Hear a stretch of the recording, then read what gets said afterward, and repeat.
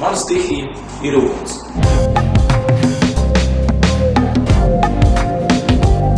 Tā arī atspoguļojas uzņēmuma nosaukumā – Agnija.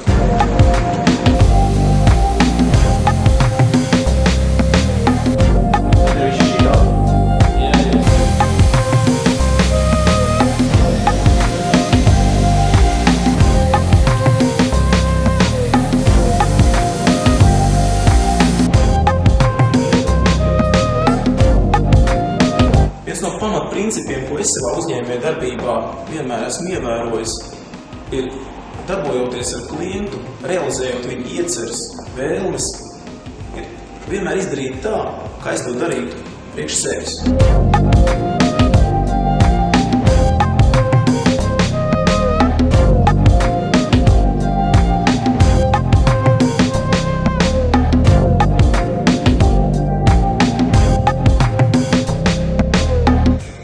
Činkiņ, attaisam, un tur vēl avīzes vecās.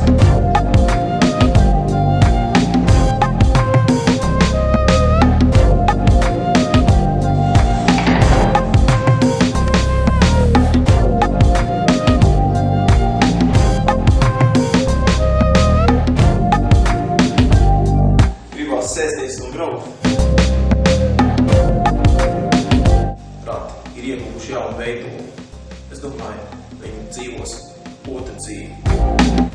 Kā tad tapa šī doma un kāpēc tieši tādā veidā? Domājot par to, kā mūsu cilvēki, kā latvieši dzīvo Zemgalē, latviešu saimnieks devās pie cita latviešu saimnieka. Pajūkā. Man liekas, vislabākais tas ir doties pie pašiem cilvēkiem.